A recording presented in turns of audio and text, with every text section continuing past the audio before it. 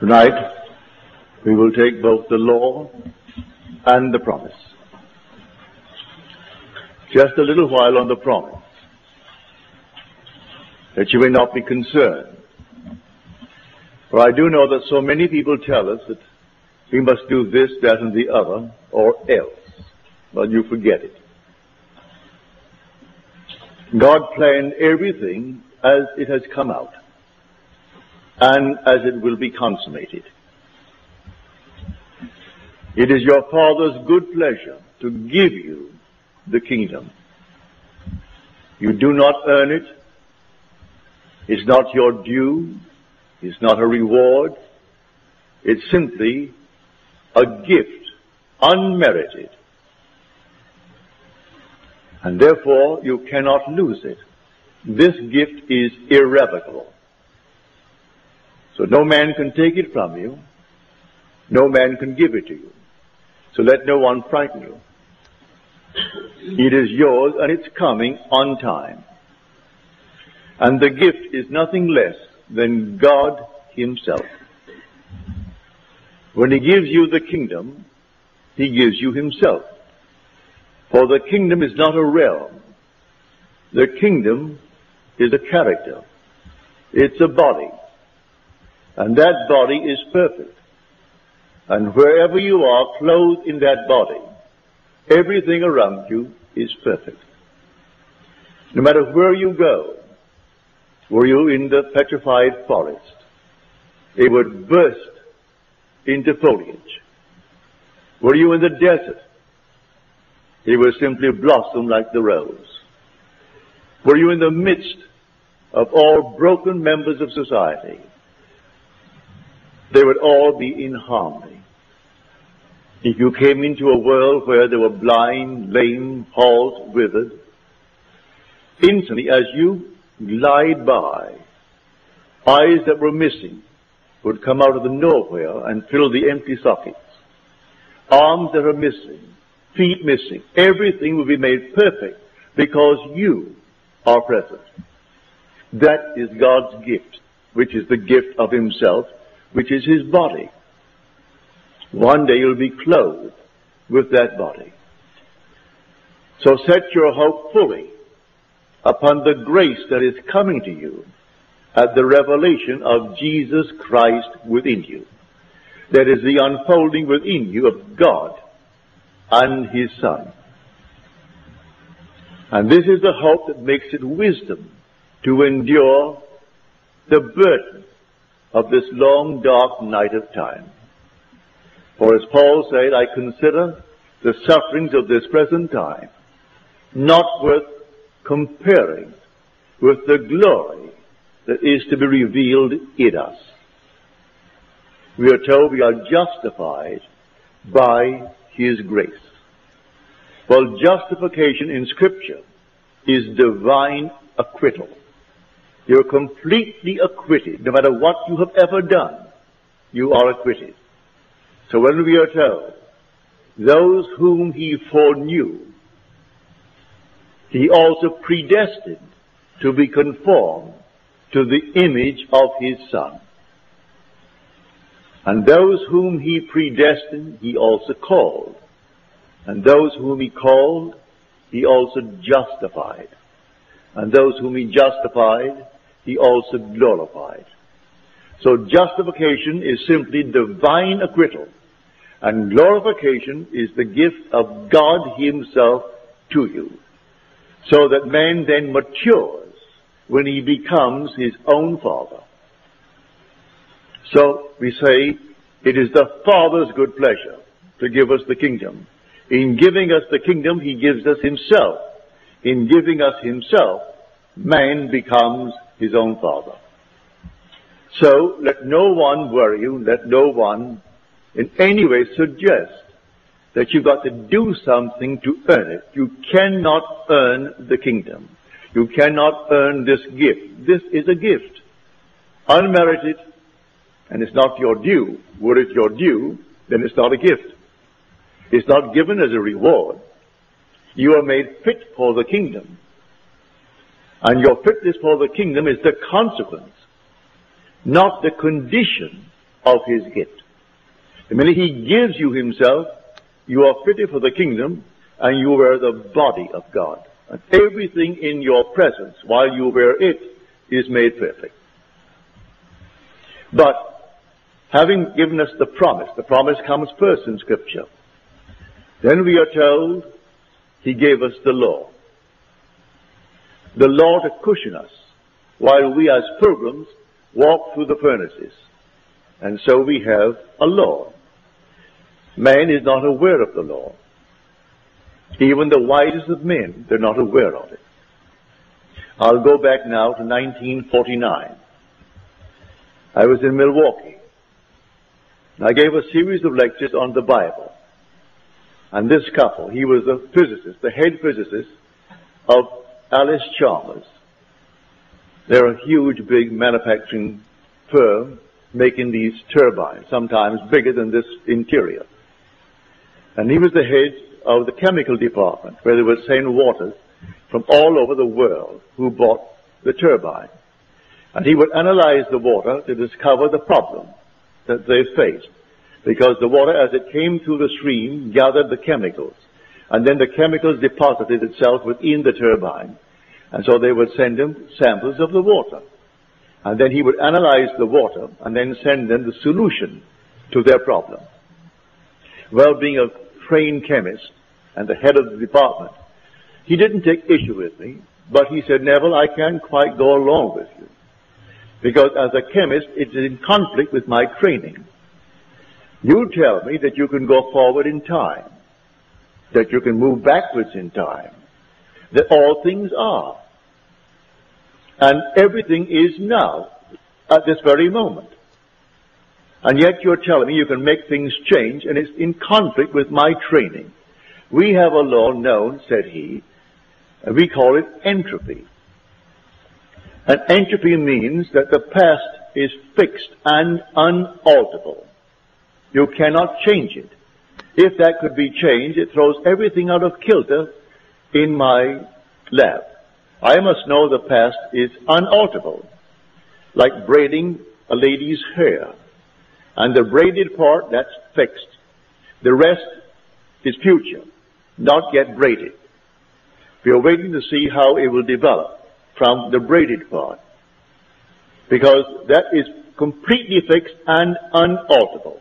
And you tell me it is not, that the whole vast world exists now, past, present, and future, and that you can go into these sections of time in a world that is finished. But I can't go along with that. That's perfectly all right. I'm not a chemist. I'm not a scientist, so I cannot argue the point with you. I only know my visions. And I teach vision as I have actually experienced it. And I can go into these spots. I have gone into these places, and the past has not passed away. And it's fixed, as you say, but I'm quite sure one could go back and revise that past and change it.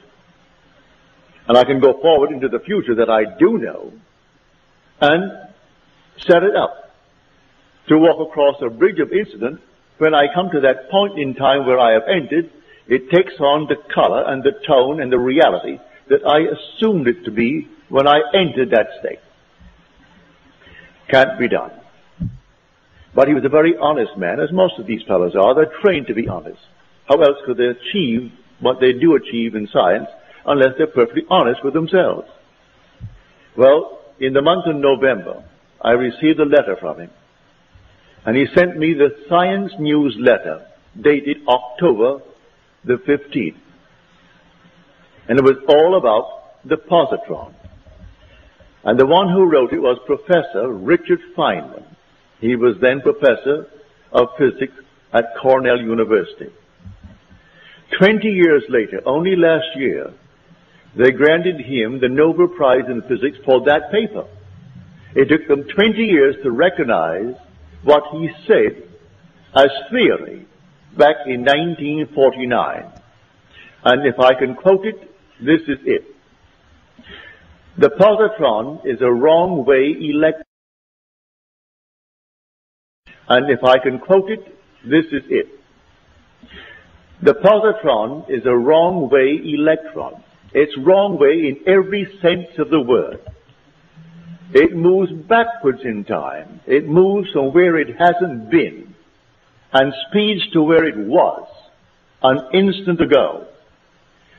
Arriving there, it is bumped so hard, its time sense is reversed and it moves back to where it hasn't been.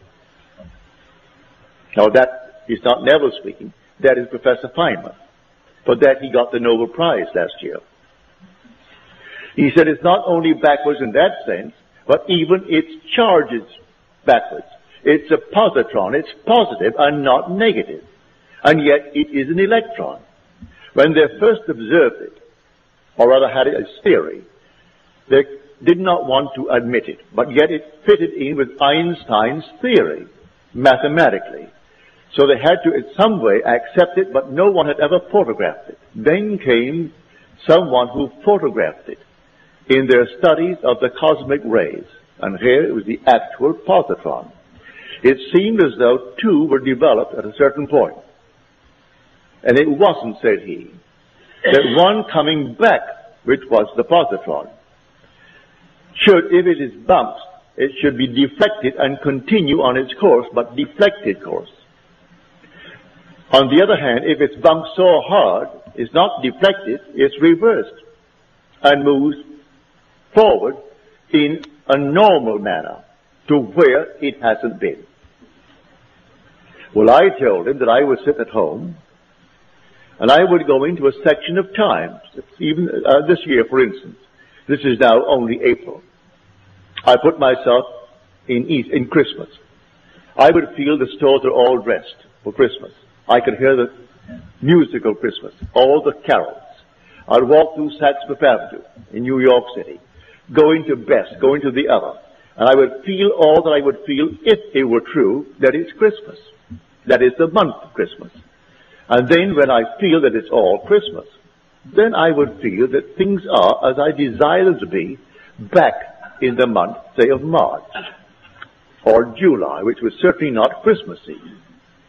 So take a hot, hot day in July, and I'm feeling it to be cold, and snow on the ground, and all the dressings for Christmas. And then I would open my eyes and bounce back and shock myself, because it seemed so real to me that when I came back and opened my eyes upon July and this hot, I thought, now, are you kidding yourself?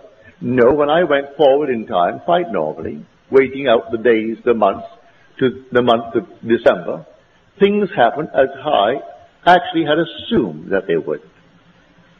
I went forward and predetermined what would happen. Well, when he sent me this, he wrote a sweet, lovely letter saying, Neville, I must confess, I didn't see it. No one saw it until Professor Feynman in his lab discovered this. But he discovered it by theory. And you tell me you know it by vision.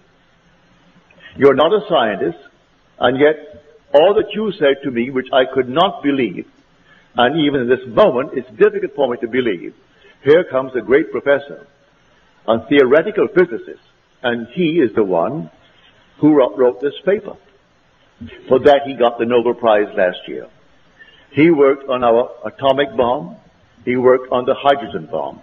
Then he asked the government to relieve him of the secrecy imposed upon him because of his position. And he came here to Caltech and taught at Caltech theoretical physics. He said, I want the freedom of imagination. I didn't want to be confined with the secrets of government so that I could not express myself. Leave me alone, all in theory. So he goes blindly on with his mathematics and his theory, bringing out these concepts, all theory. Well, mine is not theory. I go into these states. Now, look at it this way. See the whole vast world as infinite states. All states. If they're all states, and you are an immortal being, you're not a state, you are immortal. You enter a state, and the state becomes alive. Therefore, you are not to blame if you enter a state unwittingly, and it's a horrible state. Man not knowing yet you are in a state, they condemn you. But you have to express the contents of that state. If you enter the state of poverty, you have to experience poverty. If you remain in it, you must go and drink that to the very last drop, the dregs of that cup. If you go into any state and remain in that state, you're going to drink it to the very last drop. But you can get out of a state. You don't have to remain in it if you know it's a state. If you don't know it's a state, you identify yourself with the state and think that you're it. Man has identified himself with this little body, and he thinks he is it. So the day comes, he has to discard it because he's worn it out. As he discards it, all of his friends are crying to think he died. He can't die. He is an immortal being who wore a garment of flesh and blood. That same being who goes into states, remaining in a state, and the state has to be expressed by him who resurrected the state. For I am the resurrection and the life of that state. Now, you can change an individual with or without his consent if you so desire. Here is the story of a friend of mine. I persuaded him to give up his job here. I knew he was a single man and he would like to do what I am doing. So I said, San Francisco is wide open. I only go there once a year for 4 weeks at a time. Now I have reduced it to 2 weeks at a time. But I used to go in the early years 4 weeks. I said, they need someone badly who knows this law. You can't teach the promise because you do not know it. You can tell it, but from hearsay, because you have not experienced the promise. But you do know the law. And you are presentable, you are a gentleman, you go up there, I will not give you any money. But I will give you my mailing list of 500. It's a live list. And you send out my list. When I go, I will tell them that I allowed you to have my list. And I will get behind you in that manner, but not in any other way. You've got to go on faith. Well, he quit his job here. He had seniority of 8 years in the place that he worked. He goes up to San Francisco, and he made arrangements to open. He had a little dog, lovely little dog, and he was walking this dog one afternoon before he opened. And a man came over and greeted him and said, what a nice little dog you have. And then after the usual greetings, he said, can you help me out? I haven't eaten today. I'm out of work. And my friend said, no, I have no money. But I will do what I can, but I can't give you any money. The man couldn't quite understand that. You can't give me money. What else could you do? My friend did not move one step after he said no to the request. The man went on. He remained there until he imagined that man in his presence gainfully employed, happy in the job, and standing on his own feet. That was taken the story in the book of Acts, when a man came to John and Peter, and he could not stand on his own feet, and he was begging at the temple door. And Peter said, gold and silver have I not for thee, but such as I have give I unto you. Rise and walk. And he rose and walked. It doesn't mean a cripple jumped up and walked. That's an entire different structure that I do know is possible when you wear the garment of God. You couldn't come into the presence of anyone as a cripple. The minute you came by, he ceases to be a cripple. If he has no feet, feet come and fill the sockets. If he's blind, they come in and fill the sockets. And he is not blind. And you do nothing to do it. No compassion. You simply are so perfect that nothing imperfect can remain in your presence. But in this case, on this level, no one is actually going to jump up from the crippled state and start walking. But he takes a man who is crippled, who is standing on other people's feet by begging from them. Well, a month later, he was walking his dog and he saw this man and he crossed the street. The man crossed the street and came over to him. He said, I don't suppose you remember me. He said, oh yes, I do. I remember you just about a month ago that you asked me for money. He said, yes, and I want to thank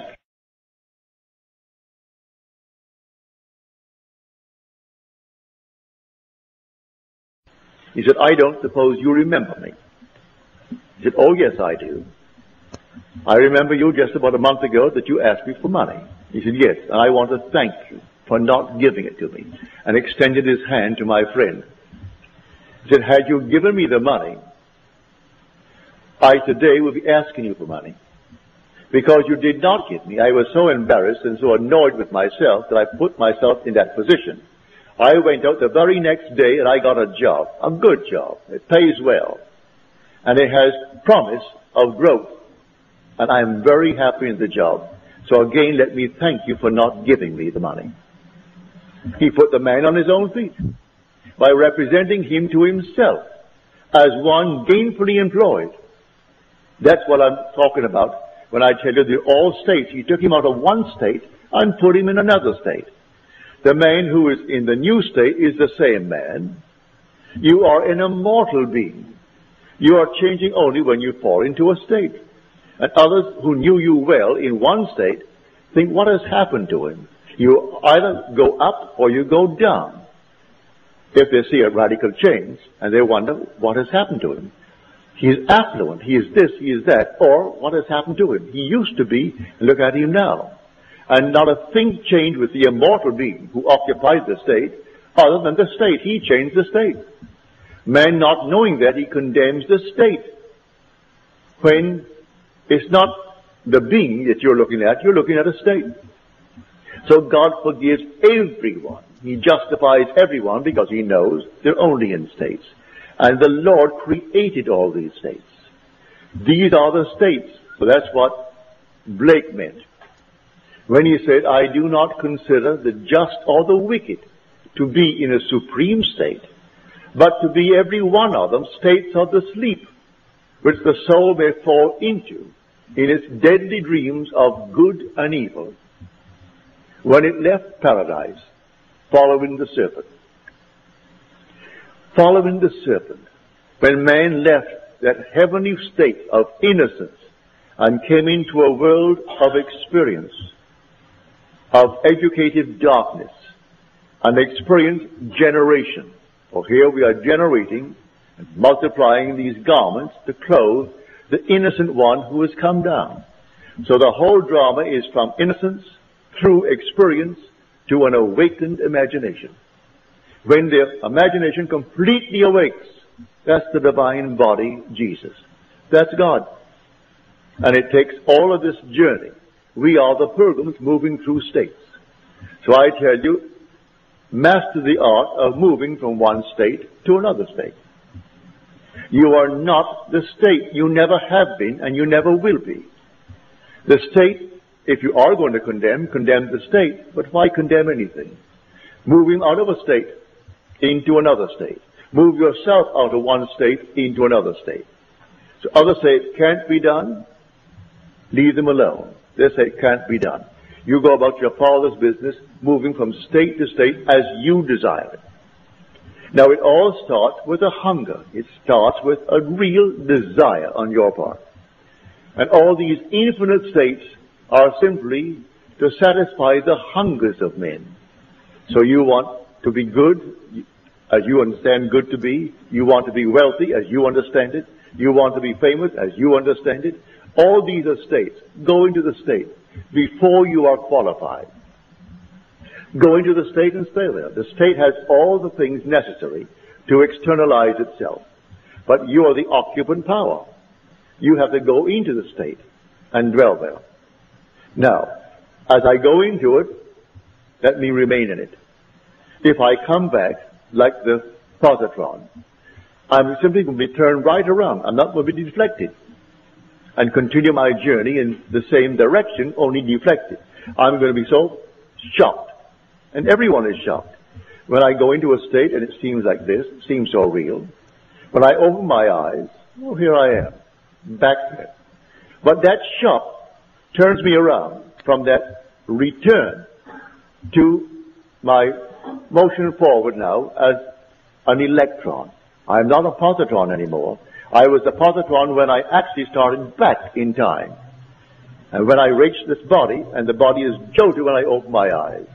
Then, what I did there, I'm moving across a bridge of incident now, some series of events that leads me up to the fulfillment in what the world calls reality.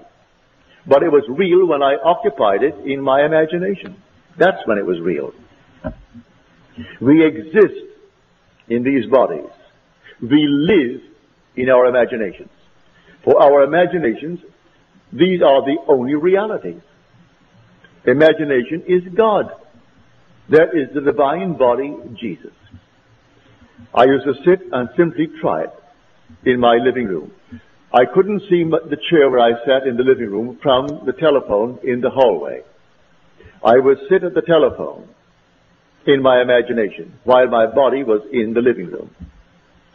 And then I would assume I'm at the telephone. Physically, I couldn't see that body.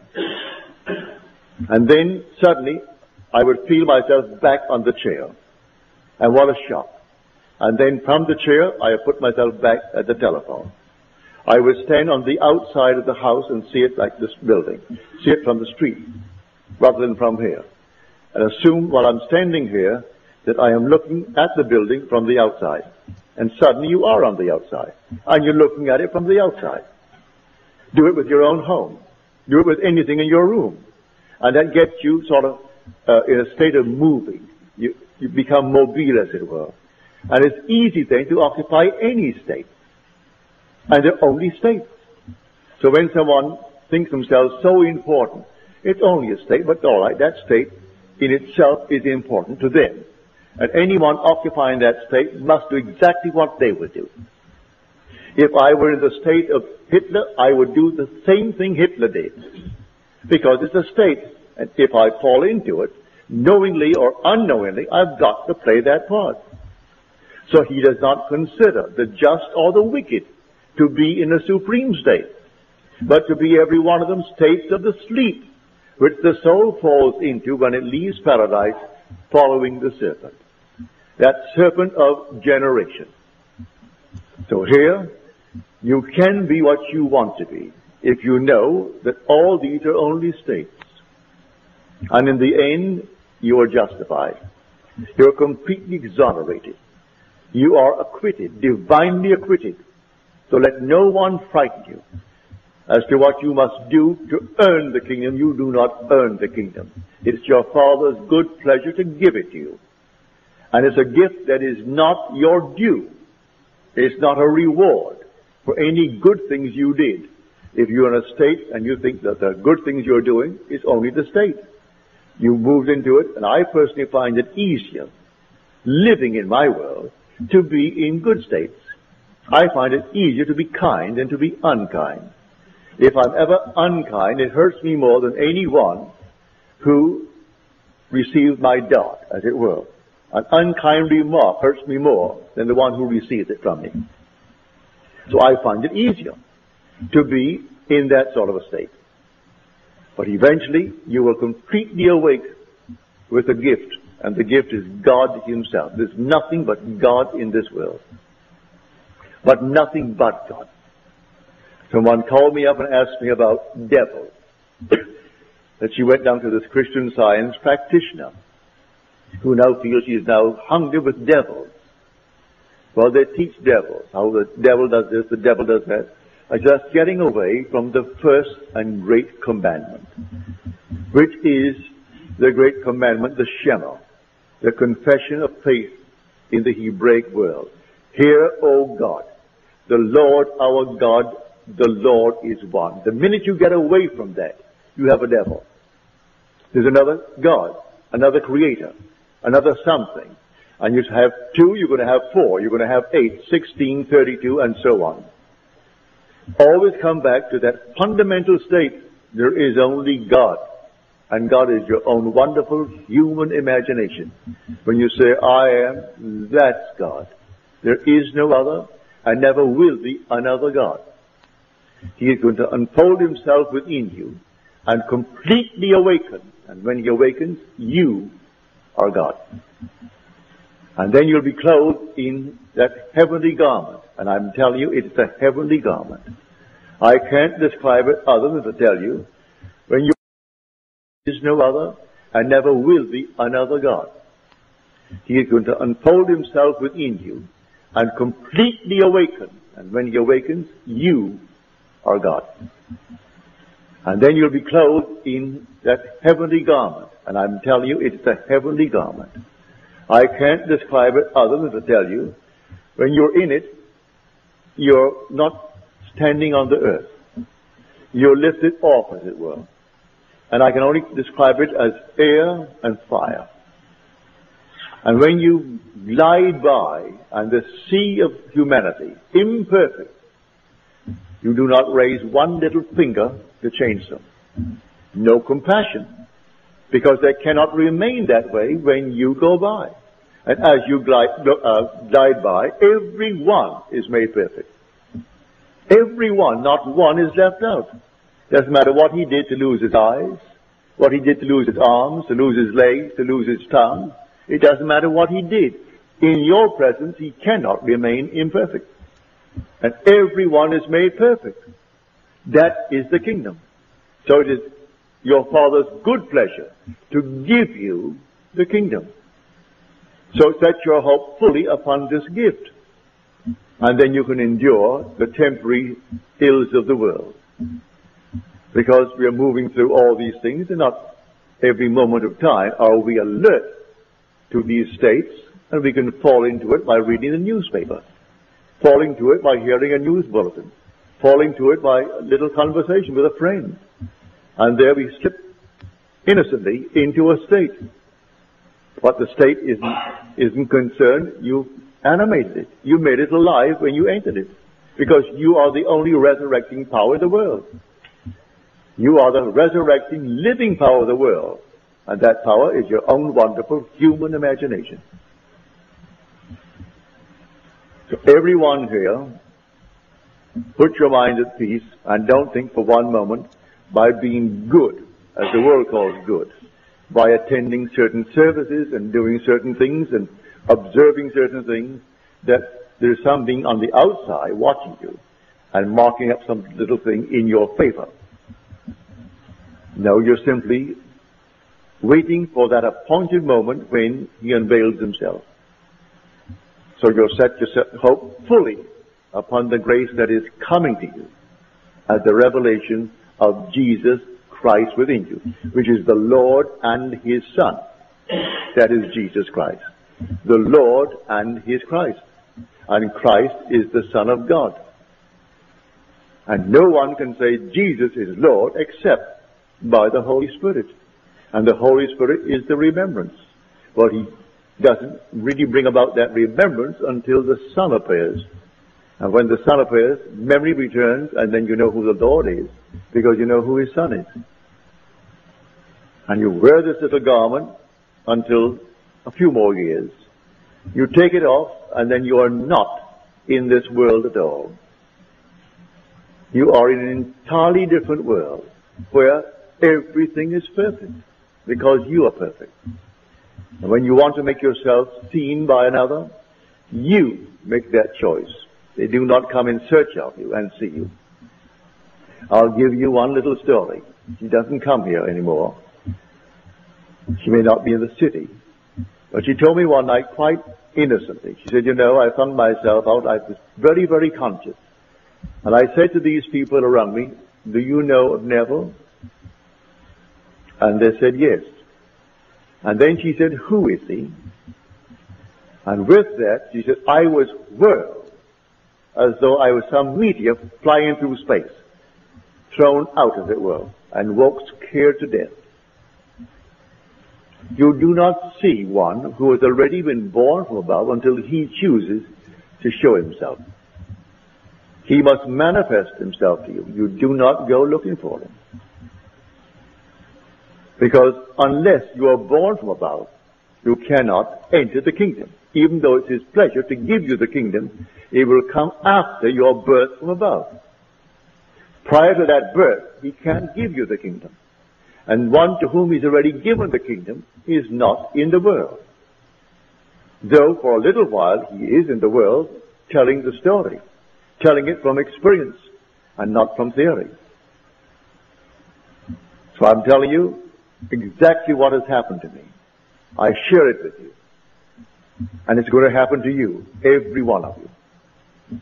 So let no one in any way try to convince you that you must be a little better than you are if you would get the kingdom. The kingdom is your gift. And listen to the words in the 11th chapter of Romans. It is irrevocable. The gift and the call of God are irrevocable. You cannot revoke it, and no one can revoke it. And your inheritance is not only God. You're told in the 4th chapter of Romans, you inherit the world. The world is yours, and all within it. You don't inherit some little portion of the world. You inherit God, and God owns the world, and the world is your inheritance. So in the 16th Psalm, David is made to say, the portion of my inheritance is the Lord.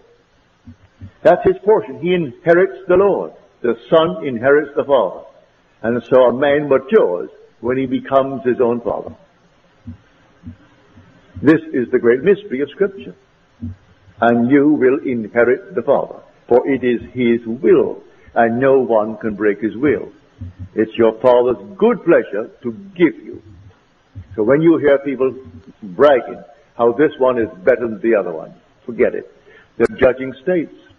So that man is richer because he's a state that is richer than the other state that is poor. But the occupant of the rich state does not differ from the occupant of the poor state. And the occupant of the state tonight that is in jail does not differ from the judge who sentenced him. One is not better than the other in the eyes of God. In the eyes of God, all are acquitted. That's justification. We are justified by His grace, we are told. All are justified by His grace. And grace is an unearned, unmerited gift of God. And that grace is God's last, His final gift, which is love in action. And God is love. It's His gift of Himself. And that's when He gives you Himself. There's not a thing else to give. He gave you Himself. And the whole vast world is yours. So we inherit the earth. Now tonight, I hope you'll start practicing. Won't take you any time at all to try it. It costs you nothing. And it works wonders. You can sit here tonight or you go home. Put yourself in a state of affluence. What's wrong with that? I know, well, back in the 1920s, 1930s, we had a deep depression beginning in 29. And do you know that you could go to Tiffany and buy, say, 8 glasses, beautiful glasses for a wedding present? Cost you what? Not more than 75 cents. A beautiful glass. And in a Tiffany box. The whole thing was a Tiffany box. Beautifully done. You'd go to Macy's or Gimbel's. And you'd buy something not comparable for $1. $1.25. But the majority would not be seen dead in Tiffany. That was style. That was something beyond them.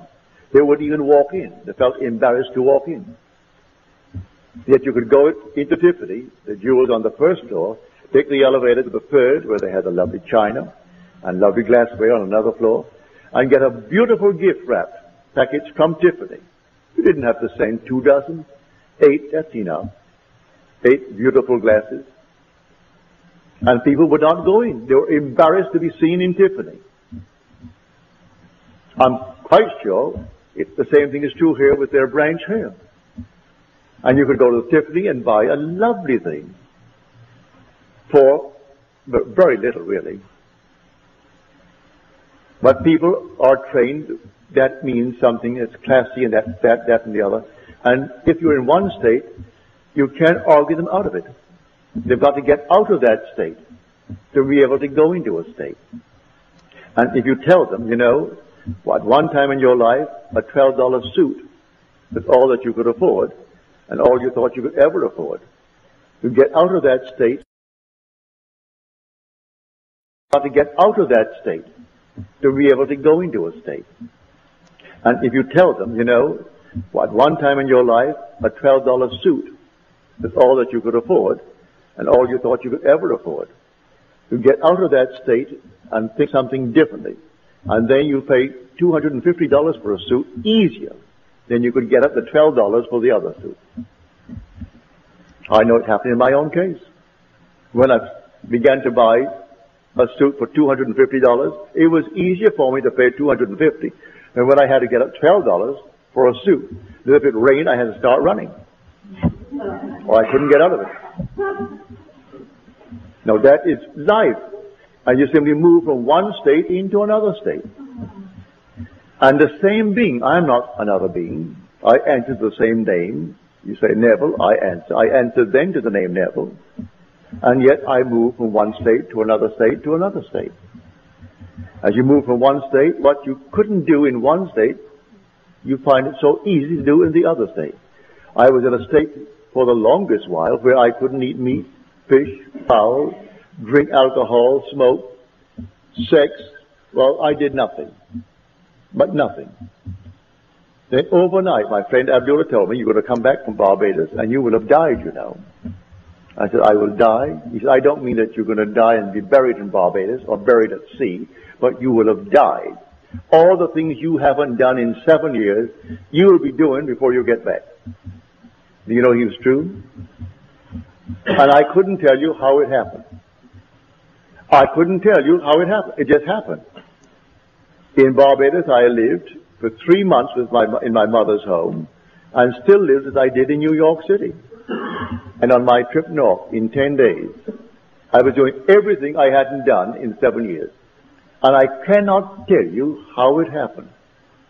I moved out from one state into another state, and it came to me as normal and as natural to do the things I did at sea as I did in 7 years the other things that I didn't do. So I tell you, the only states, all states of consciousness. And if you recognize that, you can forgive every being in this world, no matter what he is, or what he plans to be, or what he has done. Because in the end, he is going to be justified. He is justified by the grace of God, as we are told. Everyone is justified by the grace of God. He is divinely acquitted. And when God acquits him, who is going to judge him? And after justification comes glorification. So he begins with those whom he foreknew. Well, he foreknew us. For he chose us in him before the foundation of the world. And if he chose me in him before the foundation of the world, then he knew me. And those whom he foreknew, well then he also predestined. He predestined them to be conformed to the image of his Son, that which reflects his glory and radiates his glory and bears the express image of himself. I am destined to be that, to be the express image of himself. And those whom he then predestined, he called. Call my sons from afar and my daughters from the end of the earth. Call them all. And he's calling us one by one by one, for we are so altogether unique. He can't call us in pairs. Call us one by one. And those whom he called, he also justified. And those whom he justified, he also glorified. So you are destined to be glorified with God, as God. And it will not in any way be stopped by anyone. So let no one frighten you. From the pulpits of the world, every Sunday morning they try to scare the people to death, set themselves up as the criterion of what people ought to be. In other words, look at me, they will say, and follow me. I saw in yesterday's paper this son of a very prominent evangelist across the country.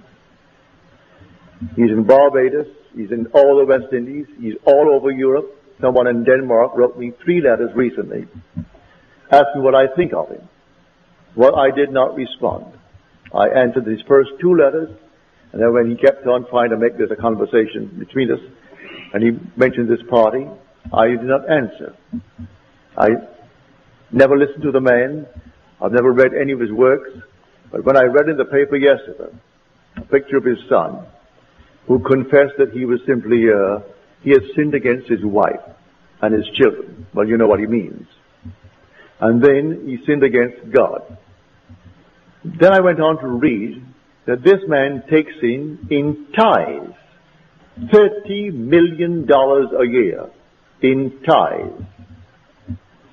He tells them how they're serving God when they send him money and taking in $30 million tax-free. It's religion. 30 million. So now the son has now been removed from being the heir. The father's 80 years old, but he's still in control of that 30 million a year tax-free. I wonder what he talks about. So that is big business. When you go into that sort of money, that's big business. And you have no room in your mind's eye for any spirituality, none whatsoever. And you can take that greatest of all books and make a mess of it. Interpret it as something that is taking place here in secular world. It isn't secular at all. This story is profoundly, well, it's all spirituality. It's God's plan of redemption. It has nothing to do with the secular world. And they're telling you the future of America, the future of Russia, the future of China. It's not in Scripture.